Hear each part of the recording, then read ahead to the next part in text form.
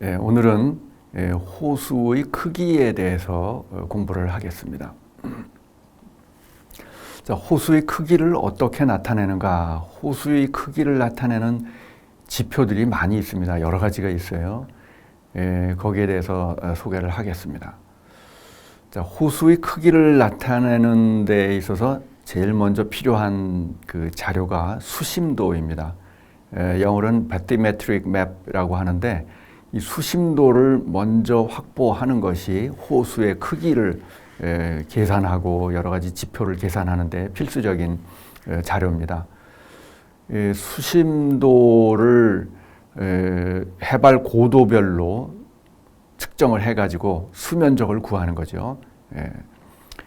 그래서 이거 수심도를 구하려면은 우리나라의 그 인공호의 경우는 대개 이 저수지를 만들기 전에 지형도가 있습니다. 상세한 지형도가 있기 때문에 그것을 사용하는 경우가 많이 있고, 그런데 저수지가 한 몇십 년 지나고 나면은 많이 메워집니다. 토사로 메워져서 수심이 얕아지는데 그런 경우는 이제 다시 측정을 해야 되죠. 그 측정하는 방법으로 요즘은 많이 사용하는 것이 GPS로 위치를 확인하고 각 그 위치에서 수심을 측정합니다. 수심은 음향 측심기라고 해서 에코 사운더라는 기기를 이용합니다. 에코 음파를 쏘아서 음파가 다시 돌아올 때까지 시간을 재는 거죠. 여기에 사운더라는 말이 있는데 사운더는 수심을 재는 기기라는 뜻입니다.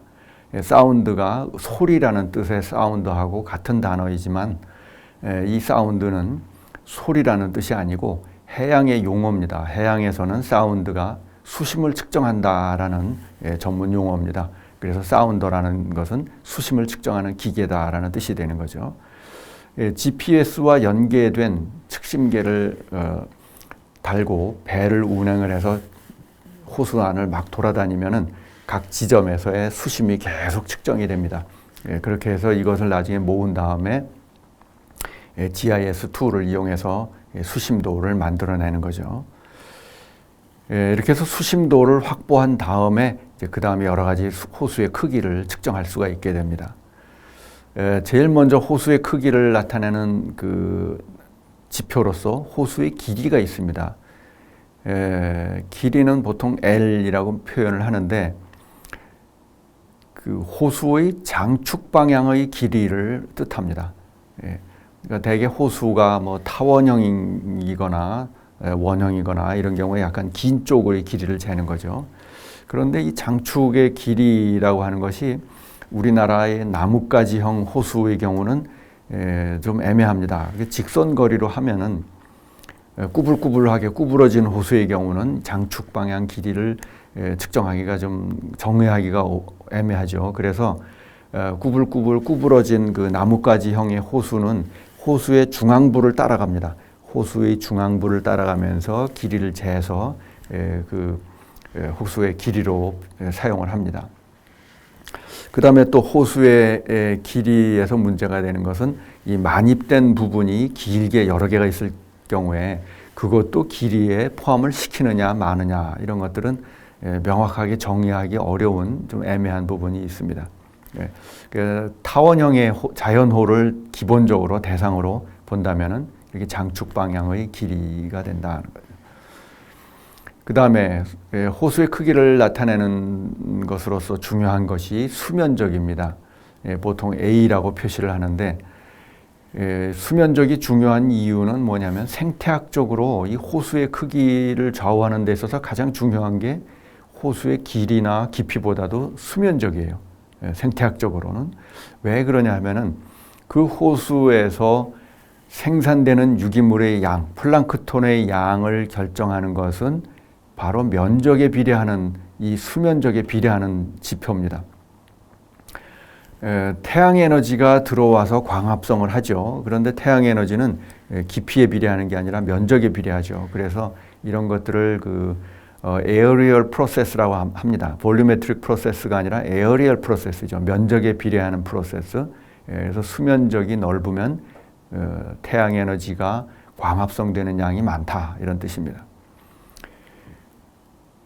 그런데 이 수면적을 정의하기도 좀 애매한 것이 뭐냐면은 인공호입니다. 인공호에서는 변동이 굉장히 큽니다. 그래서 이것을 어느 값을 수면적이라고 표현해야 할지 명확하지가 않습니다. 예를 들면은 홍수가 나면은 넓어졌다가 가뭄이 들면은 절반 이하로 줄어들고 이런 것들이 많이 생기는 거죠. 그래서 이런 경우에는 필요에 따라서 그때그때 적절하게 정의를 해서 사용해야 됩니다.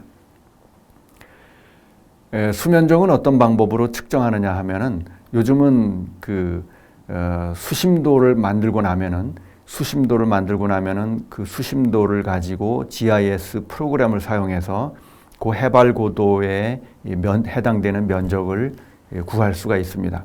그래서 수위별로 수면적을 다 구할 수가 있죠. 대개는 이 작업은 인공호의 경우에 댐을 만들기 전에 이미 이루어집니다. 댐을 만들기 전에 각 수위별로 이 수면적이 얼마가 되는가를 계산하고 그 저수량도 다 계산을 하죠. 근데 나중에 이제 수심을 측정해서 하는 경우에는 이런 그 GIS 툴을 이용해서 수위별로 면적을 구한다는 거죠. GIS 툴이 나오기 전에 과거에는 이런 방법들을 썼습니다. 모는 종이법, 이거는 뭐냐면 그 울퉁불퉁한 호수의 모양을 모는 종이와 오버랩 시켜서 그 모는 종이의 그 개수를 세는 거죠. 그 안에 포함된 모는 종이의 개수를 세는 그런 방법도 있었고, 또 면적계라고 해서 바퀴가 달린 그 틀을 움직입니다. 호수를 따라서 움직이면은 그 아래 바퀴가 회전하면서 면적을 계산하는 그런 방법도 있었고, 또 무게를 측정하는 방법도 많이 썼습니다. 종이 중에 트레이싱 페이퍼 중에 두께와 무게가 아주 균질한 그런 종이들이 있습니다. 그런 것을 대놓고 그린 다음에 무게를 재는 거죠. 그래서 일정 면적의 무게하고 비교해서 무게비로 그 면적을 계산해내는 이런 방법도 많이 과거에는 사용을 했습니다. 그 다음에 호수의 크기에서 앞에 길이가 있었죠. 길이를 구한 다음에 면적도 구하고 그 다음에는 너비를 구할 수가 있습니다. width, W라고 표현하는데 이 호수의 너비는 그 실측하는 것이 아니고 면적과 장축의 길이로부터 계산을 하는 겁니다. 어떻게 계산하냐면 수면적을 장축의 길이로 나누어 줍니다. 그러니까 뭐냐면 수면적 A라는 수면적을 가진 직사각형이 있다고 생각을 하는 겁니다. A라는 면적을 가지는 호수의 면적과 동일한 면적이죠. 호수의 면적과 동일한 면적의 직사각형. 그런데 그 길이가 뭐냐면은 L입니다. 그러니까 장축의 길이와 길이가 같다. 그러면은 그 면적을 장축의 길이로 나누면은 너비가 나오죠. 그래서 정의를 하자면 이렇게 됩니다. 그 호수의 면적과 동일한 수면적, 또 호수의 장축의 길이와 동일한 장축 길이를 가지는 직사각형의 너비다. 이렇게 되는 거죠. 이렇게 해서 그 평균 너비는 실측하는 게 아니고 계산을 한다. 우리나라 인공호는 보면은 이 길이에 비해서 너비가 굉장히 작은 곳들이 많이 있습니다. 소양호를 예를 들면은 길이는 한 60km 됩니다. 그런데 평균 너비는 한 0.5km 밖에 안 됩니다. 1km가 채 안 됩니다. 아주 좁고 긴 호수들이 있는 거죠. 그런 특성이 이제 너비, 또 면적, 장축의 길이 이런 것으로부터 그 호수의 모양 특성이 나타난다.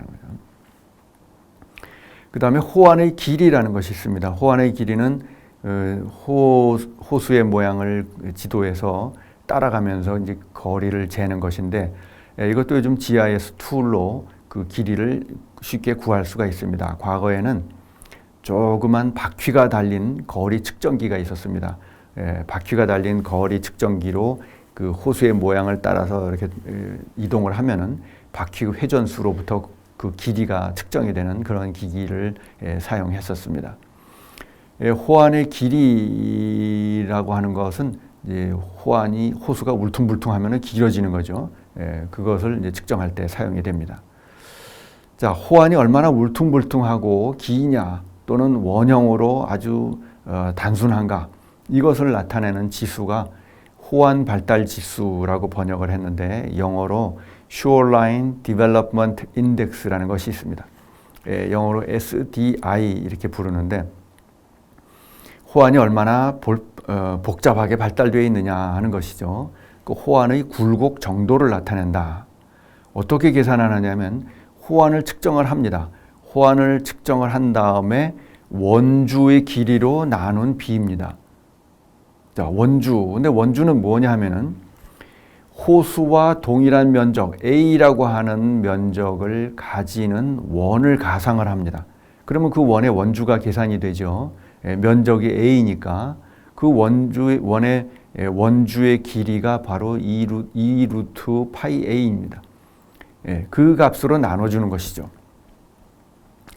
그러니까 그 어떤 동일한 면적을 가지고 둘레가 가장 작은 것이 원이죠. 원에서 벗어나면 벗어날수록 점점 이 SDI가 커집니다. 원형에 가까울수록 1에 가까운 값이 되고, 복잡해지면 SDI가 점점 커집니다. 그러면 3 정도 보통은 넘어가는데, 그러면 이제 굉장히 울퉁불퉁한 호수가 되는 거죠. 그 Shoreline Development Index는 어떤 의미를 가지느냐? 지난 시간에 호수의 모양이 수질에 영향을 준다고 했죠. 복잡할수록 유역으로부터 어떤 물질이 많이 들어온다 그랬습니다. SDI가 클수록 외부 유입 물질이 많고, 또 복잡할수록 표수층과 심수층의 비, 여기에 수식을 입력하라는 말은 잘못 입력된 것입니다. 빼주세요. 이 표수층과 심수층의 비가 크다. 표수층과 심수층의 비가 크고 1차 생산이 큰 그런 특성을 가진다는 거예요. 그 다음에 호수의 크기를 나타내는 요소로서 또 이 최대 수심이 있습니다. 최대 수심은 호수에서 가장 깊은 곳의 수심을 말하는 것이죠. 가장 깊은 곳의 수심, 우리나라에서 가장 깊은 호수는 소양호입니다. 소양호가 한 수심 최대로 100m가 넘어갑니다. 그 다음에 이 수심 면적 곡선이라는 것이 있습니다. 이 수심 면적 곡선이 그 다음에 그 호수의 크기를 평가하는 데 있어서 중요한 자료가 됩니다. 이것은 힙소그래픽 커브라고 하는데, 어떤 것이냐면 수위별로 수면적을 계산을 합니다. 수면적은 앞에 surface area 계산하는 방식에서 구한다고 했죠. 그래서 수위별로 수면적을 구하면은 그 곡선의 아랫부분의 면적이 물이 부피가 됩니다. 여기 보면은 그 소양호를 예를 들었습니다. 그 수위가 있죠. 해발 80m 정도가 소양호의 제일 밑바닥이 됩니다.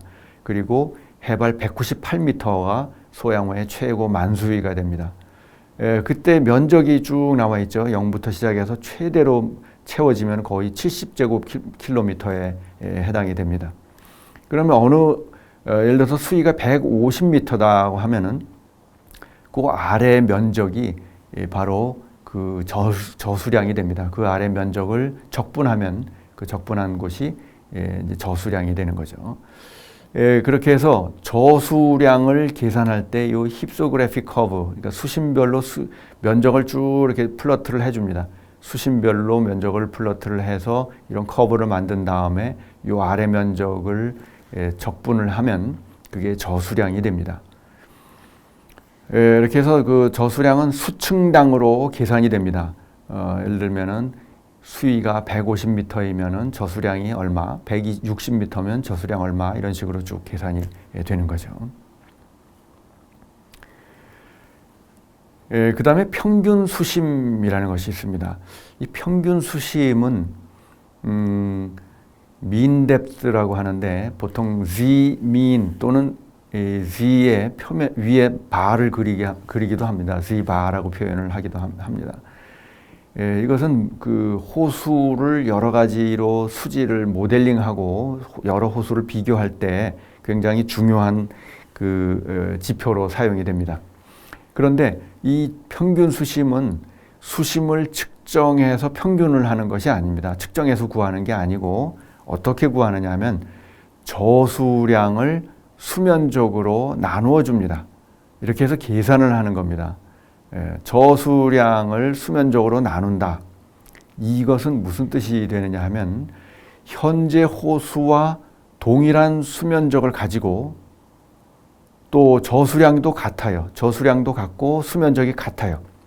그러면서 수심이 균일한 그런 모양이 되죠. 그 수심이 균일한 모양으로 가정할 때 그 수심이 얼마가 되는가 하는 것이죠. 실제로는 그 수심, 평균 수심은 최대 수심의 한 약 3배 정도 됩니다. 대개 호수의 모양이 이렇게 깔때기 모양을 가지고 있다고 보면은 최대 수심하고 평균 수심 보면은 약 3배 정도가 차이가 나는 겁니다. 평균 수심은 이렇게 표현을 하기도 합니다. 호수가 있는데 그 호수 바닥이 수심이 다 다르죠. 그런데 바닥을 막 파서 바닥을 평평하게 수심이 완전히 동일하게 만들었다. 그랬을 때 수심이 얼마가 되는가 이런 의미도 가지는 겁니다. 이 평균 수심은 여러 가지로 그 모델링이나 수질 평가하는데 사용을 합니다. 자, 그 다음에 체류 시간과 교환율이라는 것이 있습니다. 자, 체류 시간은 뭐냐면은 영어로 residence time이라고 부릅니다. residence time인데 물의 체류 시간이라는 뜻에서 물이라는 말을 붙입니다. hydraulic, 그 수문학적 체류 시간이다. 일반적으로 체류 시간이라는 말은 turnover time이라는 표현도 씁니다. turnover time.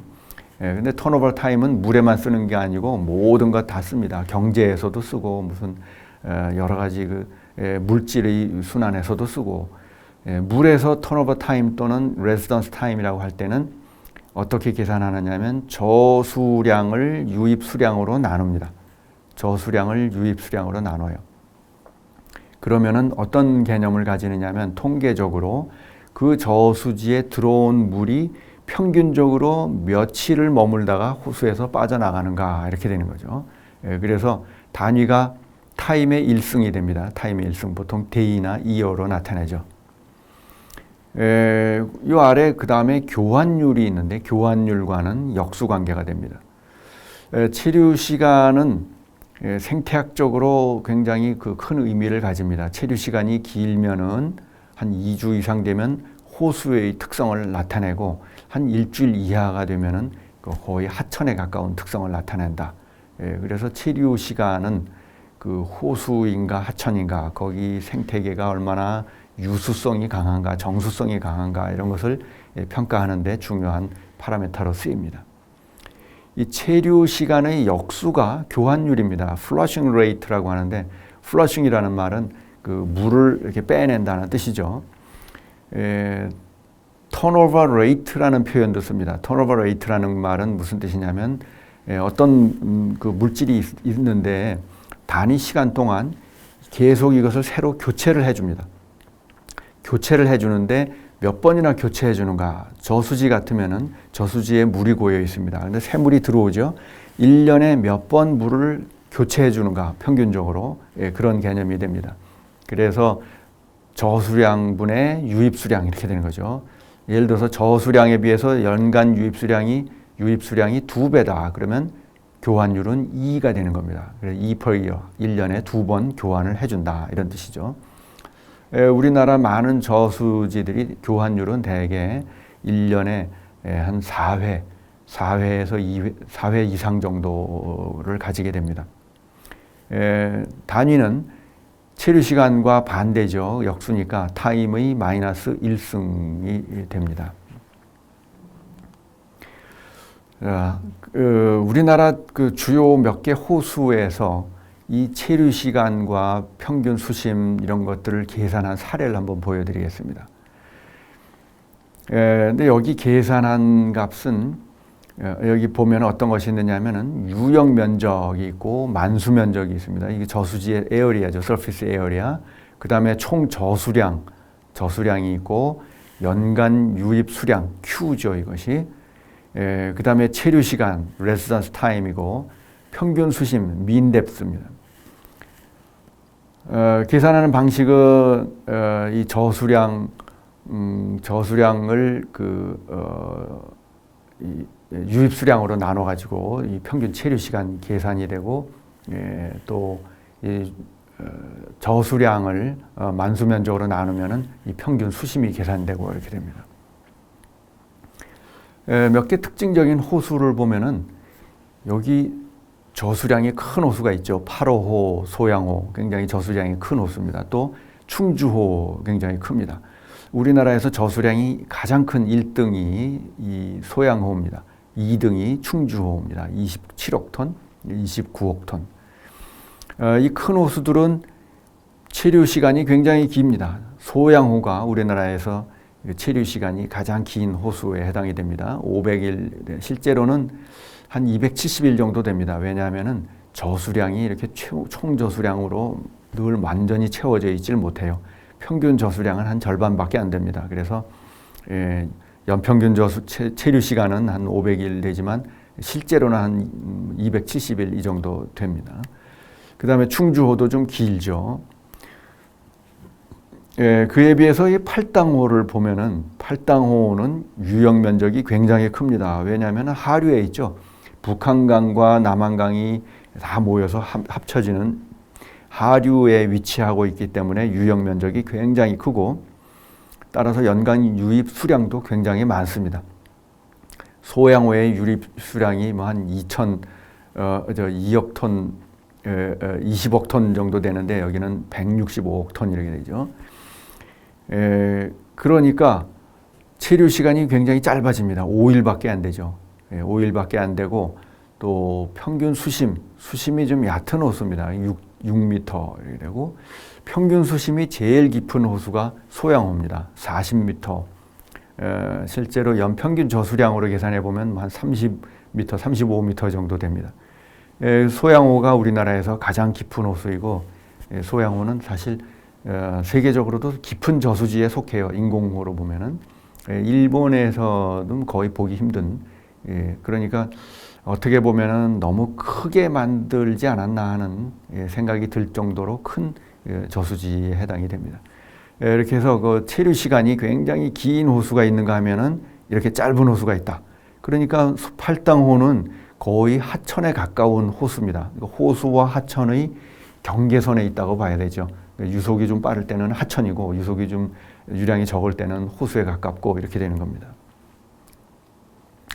그 다음에 호수의 크기를 나타내는 것 중에 수리학적 표면 부하량이라고 하는 것이 있는데, 유입 수량 Q를 에어리아로 나눠준 것입니다. 그래서 단위를 보면은 좀 독특하죠. 미터 per year로 나옵니다. 이 미터 per year라고 나오는 것은 표면 부하량이라고 그 환경공학에서 부릅니다. 표면 부하량. 그러니까 서피스 에어리아당 물이 얼마나 들어오는가. 이런 개념은 영양염류라든가 오염물이 그 에어리아당 면적당 얼마나 들어오는가, 이런 것을 계산하는 데 많이 사용이 됩니다. 어떤 경우냐 하면은 그 프로세스가 볼륨에 비례하는 프로세스가 아니고 에어리아에 비례하는 프로세스인 경우에 이런 수치를 씁니다. 그러니까 에어리아에 비례하는 프로세스는 아까 1차 생산량, 부역량화를 일으키는 1차 생산량, 이런 것들이 에어리아의 면적에 비례하는 프로세스라고 했죠.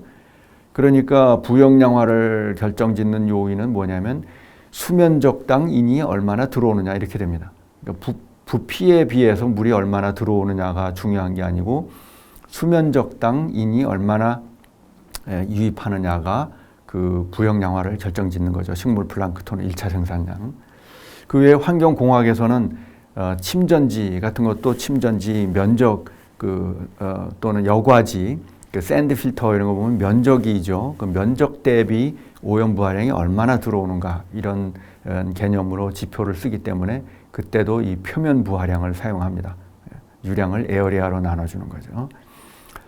자, 그 다음에 크립토 디프레션이라는 용어가 있습니다. 크립토라는 말은 숨겨져 있다는 그런 뜻입니다. 디프레션은 깊은 곳이라는 뜻이고, 호수 중에서 해수면보다 낮은 곳, 이런 것을 크립토 디프레션이라고 부릅니다. 우리나라 동해안에 있는 석호들 보면은 크립토 디프레션이 상당히 많이 차지하는 호수들이 있습니다. 영랑호라든가 향호 뭐 이런 곳들을 보면은 향호와 바다의 수면의 차이는 뭐 한 20-30cm밖에 안 됩니다. 그런데 향호의 깊은 곳에 수심은 15m 정도 됩니다. 그러니까 그 아래 대부분이 크립토 디프레션인 거예요. 해수면보다 낮은 부분인 겁니다. 그런 경우에는 어떤 일이 생기느냐 하면은 이 바닷물이 지하수로 침투해 들어올 가능성이 굉장히 높다. 그죠? 또 내륙에 있는 호수, 염호들 보면은 아예 호수의 수면 자체가 해수면보다 낮은 곳들이 많이 있습니다. 그 사해라든가 그레이트 솔트 레이크 같은 데는 아예 수면 자체가 바닷물 해수면보다 해발 고도가 낮아요. 또 호수 전체가 크립토 디프레션이죠.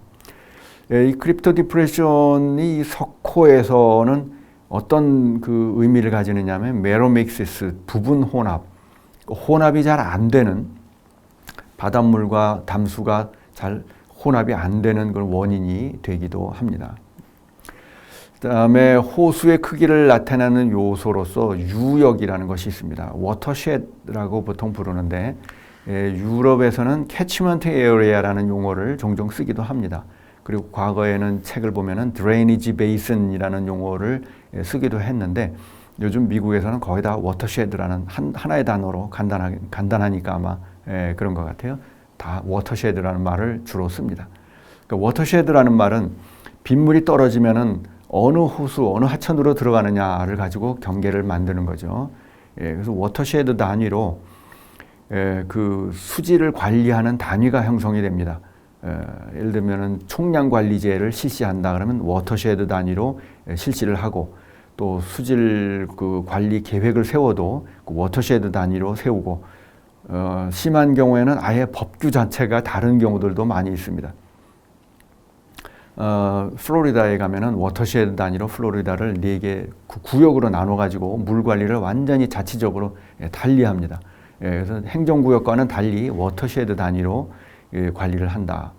행정구역과 이 워터쉐드가 일치하는 경우에는 관리하기가 좀 쉬워집니다. 그런데 행정구역과 워터쉐드가 다르면은 서로 그 지자체가 행정구역 단위 간에 갈등이 생기는 원인도 되기도 하고 그렇습니다.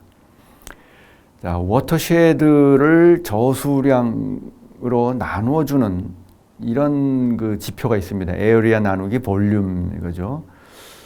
여기 에어리아는 그 유역 면적을 말합니다. 유역 면적, 호수의 면적이 아니고 유역 면적을 저수량으로 나누는데 이건 무슨 의미를 가지느냐 하면 플러싱 레이트의 간접적인 지표가 됩니다. 왜 그러냐면은 유역 면적이라고 하는 것은 결국은 그 호수로 들어오는 물의 양을 결정짓는 것이죠. 우리나라의 경우는 유역에 내리는 빗물의 한 절반 정도가 유출이 됩니다. 한 절반 정도는 증발돼서 없어지고 한 절반은 유출이 돼요. 그러니까 유역 면적에다가 곱하기 강우량의 한 0.5 하면은 그 호수의 대략적인 그 저수량이 되는 거죠. 유입 수량이 되는 거죠. 그래서 이것으로부터 어느 정도 우리가 플러싱 레이트를 그 추정을 할 수가 있다. 자연호보다는 인공호에서 훨씬 큽니다. 보통 자연호는 유역 면적과 저수량의 비가 뭐 한 4대1, 보통 10대1을 넘어가질 않아요. 유역이 조그맣죠. 그런데 인공호는 이게 보통 한 30대1 이렇게 넘어갑니다. 유역이 굉장히 크죠. 그것은 저수량이 작다는 뜻이기도 합니다. 그러니까 너무 저수지를 크게 만들지 않는다는 거죠. 저수지를 좀 적절한 크기로 작게 만드니까 유역 면적이 크고 저수량은 작고 이 비가 한 인공호에서는 30대1 정도 되고 자연호는 뭐 4대1 이런 수준이고 이게 커지면은 유역으로부터 들어오는 물의 양도 많고 따라서 거기에 따라 들어오는 영양염류도 많이 들어옵니다. 그래서 부영양화되기도 쉽고 또 토사도 많이 들어오니까 또 빨리 메워지기도 하고 그래서 여러 가지로 관리하는데 이제 불리한 것들이 생기죠. 자, 호수의 크기에 대해서 지표를 설명을 했는데 우리나라의 인공호의 경우에는 이 지표 크기를 나타내기가 아주 애매한 경우가 굉장히 많습니다. 이게 이제 대표적으로 소양호를 사례로 보여준 것인데요. 요 위에 있는 그림이 수위입니다. 수위가 해발 한 160m, 가뭄이 들면은 160m로 내려갔다가 만수가 되면은 198m를 채우기도 합니다. 그러니까 이 수위 변동이 3, 40m가 되는 거죠. 160m에서 198m면 거의 40m 가까이 변동을 합니다. 그러니까 변동이 작은 해도 한 30m 정도는 변동이 돼요. 이렇게 쭉 내려가다가 여름에 비가 오면은 일시에 한 30m 올라갑니다. 그 다음에 1년 내내 물을 빼서 쓰는 거죠.